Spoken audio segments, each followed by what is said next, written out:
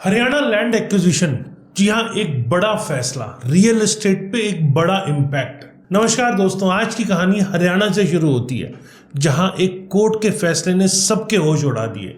सोचो, अगर आपके पास आपकी अपनी जमीन है, खेत है, प्लॉट है या कोई छोटी सी जमीन का टुकड़ा है और अचानक सरकार आती है और कहती है भाई हमें ये चाहिए हाईवे बनाने के लिए।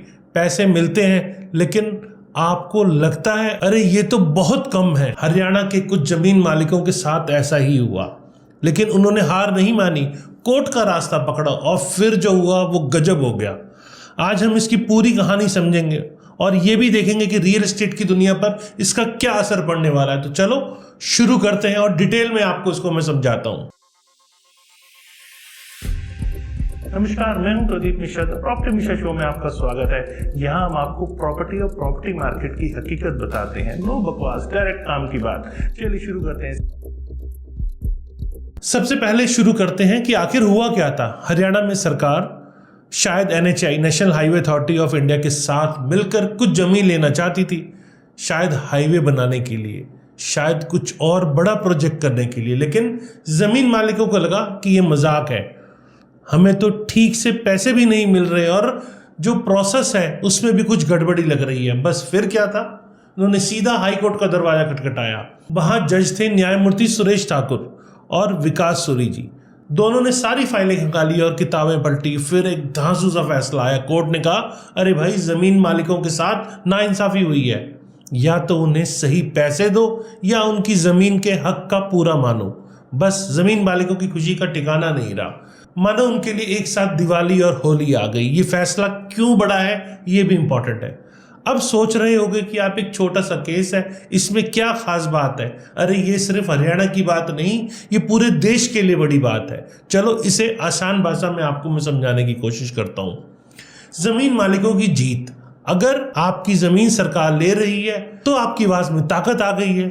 आप कह सकते हो सही पैसे दो वरना कोर्ट में मिलते हैं। ये फैसला आपके हक को मजबूत करता है। सरकार और NHAI की टेंशन। अब सरकार और NHAI जैसे बड़े संगठनों को सोचना पड़ेगा जमीन लेने से पहले। जितना आसान था अब नहीं रहा। नियम तोड़ो तो कोर्ट में पंगा पक्का। अब हर राज्य के लिए मिसाल बन गई है। ये फैसला बाकी जो स्टेट्स हैं उनके लिए भी एक तरह से नज़ीर बन गया है। अब कोई भी ज़मीन लेते वक्त सरकार 100 बार सोचेगी। वैसे ही लैंड एक्विजिशन ऑलरेडी बहुत टफ था, क्योंकि रूरल एरिया में 4 टाइम्स कंपनसेशन था और अर्बन एरिया में डबल कंपनसेशन था। तो ये कंपनसेशन गवर्नमेंट को बहुत लैंड एक्विजिशन जैसे रिलेटेड या डेवलपमेंट रिलेटेड प्रोजेक्ट करने में काफ़ी रुकावट पैदा कर रहा था। तो अब जमीन लेते टाइम ये और सोचने वाला हो गया।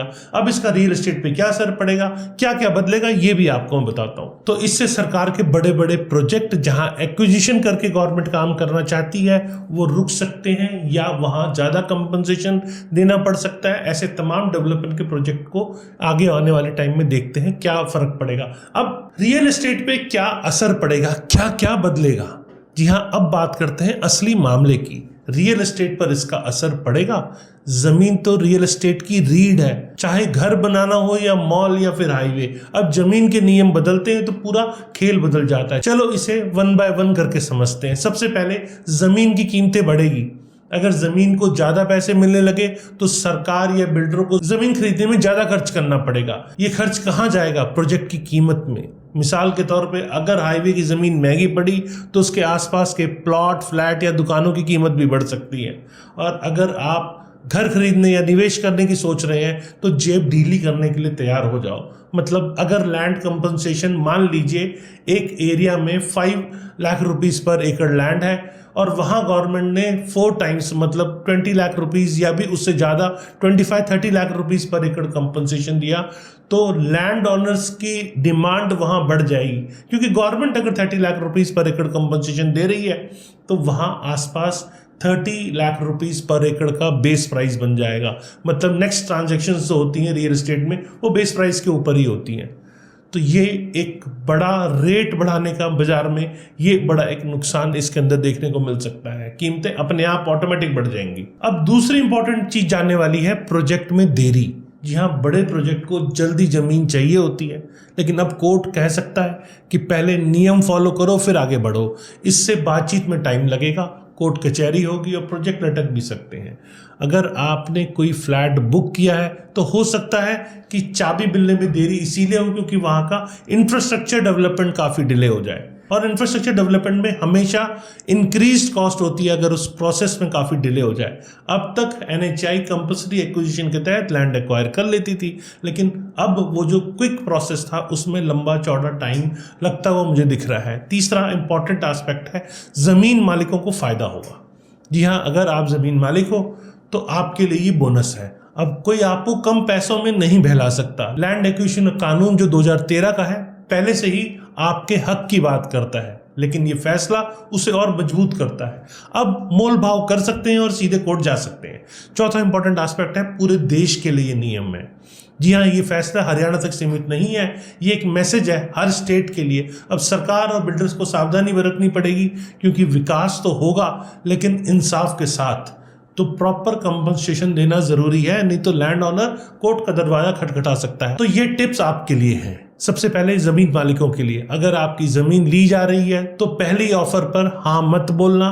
भूमि अधिग्रहण कानून 2013 को पढ़ो या वकील से बात करो, शायद आपको ज्यादा पैसे मिल जाए। अब इन्वेस्टर्स के लिए, जहां बड़े बड़े प्रोजेक्ट्स चल रहे हैं वहां नजर रखनी चाहिए। कीमतें बढ़ सकती हैं लेकिन देरी का भी रिस्क है, सोच समझ के पैसा लगाएं। रियल एस्टेट बिजनेस वालों के लिए, जो रियल एस्टेट इंडस्ट्री के हैं, उनके लिए ज्यादा खर्च और सख्त नियम के लिए तैयार रहो। आप कानून का पालन करो वरना बाद में पछताना पड़ेगा। ये क्लियर इंस्ट्रक्शन है इस ऑर्डर का।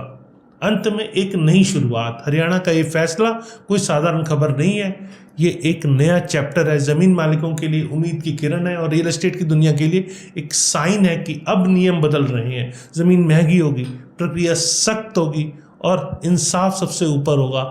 चाहे आप छोटे किसान हो या बिल्डर हो, ये फैसला कहीं ना कहीं आपको टच करता है। ये बताता है कि ज़मीन और प्रॉपर्टी की दुनिया में इंसाफ ही भविष्य को शेप देगा। तो दोस्तों, आपको क्या लगता है, आपके गांव या शहर में ऐसा कुछ हुआ है? नीचे कमेंट में अपनी राय ज़रूर बताएं, हमें आपके जवाब का इंतज़ार रहेगा। और हाँ, अगर वीडियो पसंद आया तो लाइक कमेंट शेयर करना ना भूलें और ऐसे इन्फॉर्मेटिव वीडियोस आपको फ्यूचर में भी मिलते रहें, इसके लिए आपको चैनल को सब्सक्राइब करना है। नमस्कार और जय हिंद।